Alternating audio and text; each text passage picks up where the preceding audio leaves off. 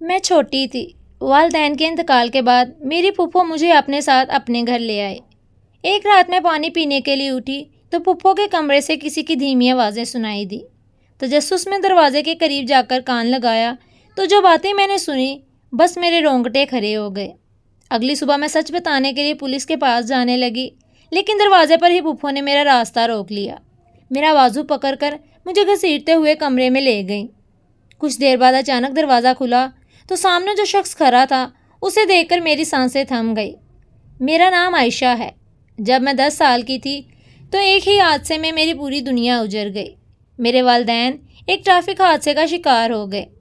میرے والد موقع پر ہی انتقال کر گئے، جبکہ میری والدہ 3 دن ہاسپٹل میں زندگی اور موت کی جنگ لڑنے کے بعد مجھے ہمیشہ کے لیے چھوڑ گئیں۔ اتفاقاً وہ مجھے پڑوسن کے گھر چھوڑ کر گئے تھے۔ اس وقت میں اتنی چھوٹی تھی کہ موت کا مطلب بھی پوری طرح نہیں جانتی تھی۔ بس اتنا جانتی تھی کہ مجھے امی کی گود کبھی نصیب نہیں ہوگی اور ابو شام کو میرے لیے ٹافیاں لے کر واپس نہیں آئیں گے۔ ان کے جنازے کے بعد جب سب رشتہ دار واپس جانے لگے تو ہر کوئی میرے سر پر ہاتھ پھیر کر افسوس ضرور کرتا، مگر مجھے اپنے ساتھ لے جانے کی ہمت کسی میں نہیں تھی۔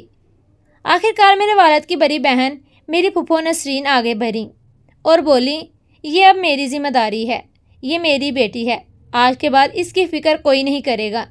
میں نے آنسو بھری آنکھوں سے ان کی طرف دیکھا تو پہلی بار لگا شاید اللہ تعالیٰ نے مجھے اکیلا نہیں چھوڑا۔ میں ان کے ساتھ ان کے گھر آ کر رہنے لگی۔ شروع کے چند مہینے واقعی انہوں نے میرا بہت خیال رکھا۔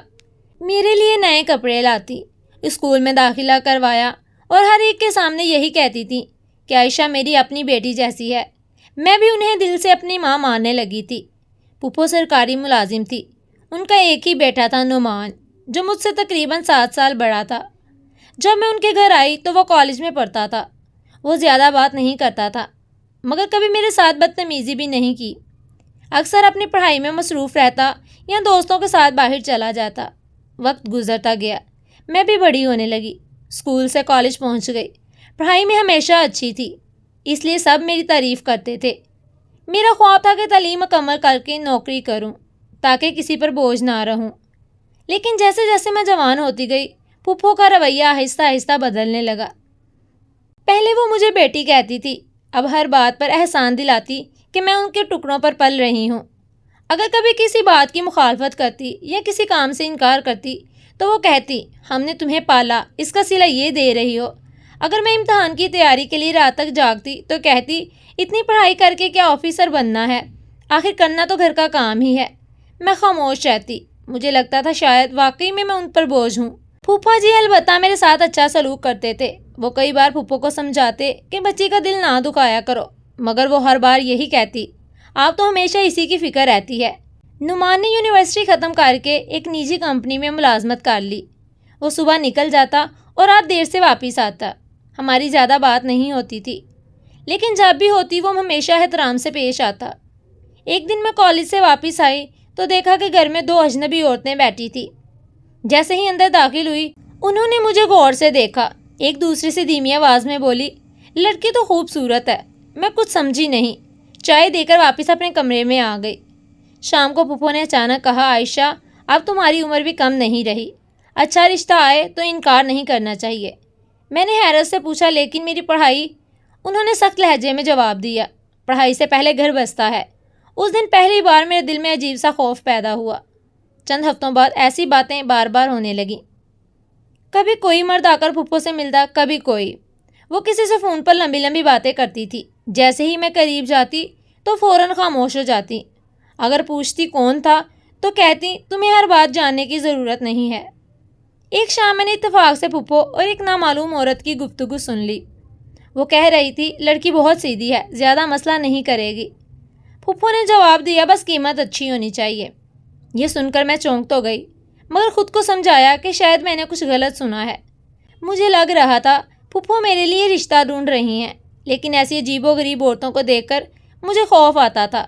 نہ جانے وہ مجھے کہاں پر بیاہ دیں، نہ جانے آگے کے لوگ کیسے ہوں گے۔ اپنے مستقبل کو لے کر میں کافی پریشان تھی، کچھ کہہ بھی نہیں سکتی تھی۔ پھپھو فوراً اپنے احسان گنوانا شروع کر دیتی تھی۔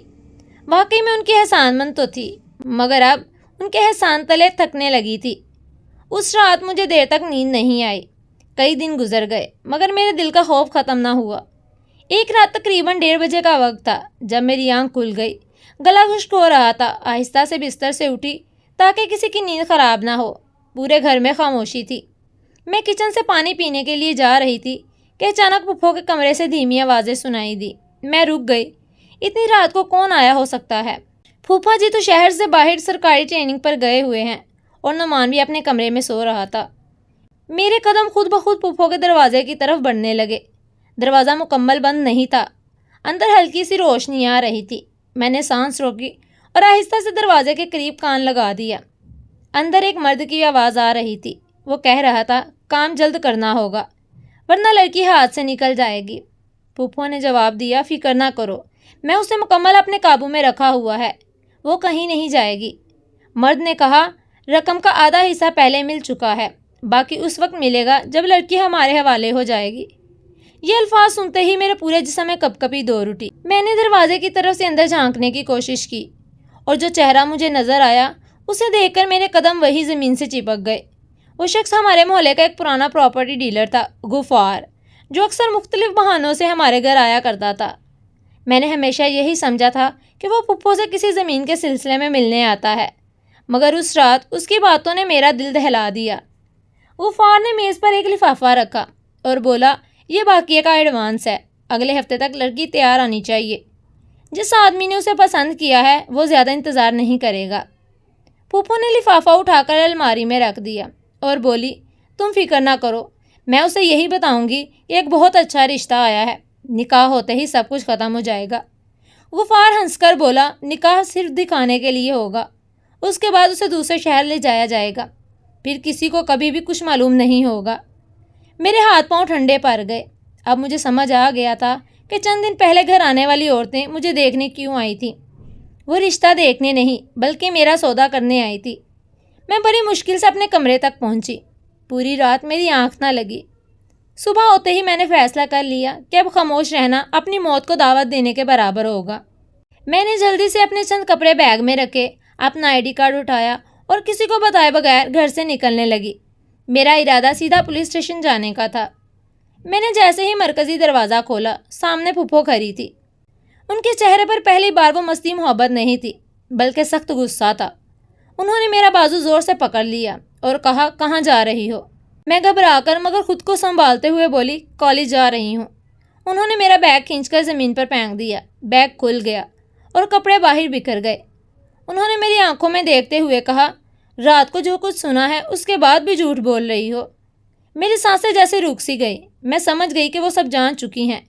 میں نے پوری طاقت سے اپنا بازو چرانے کی کوشش کی مگر وہ مجھے گھسیٹتی ہوئی گھر کے پچھلے حصے میں ایک پرانے اسٹور روم تک لے گئیں۔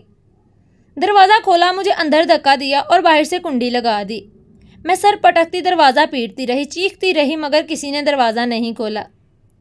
کئی گھنٹے گزر گئے، شام ہونے لگی۔ اچانک باہر قدموں کی آوازیں آنے لگیں۔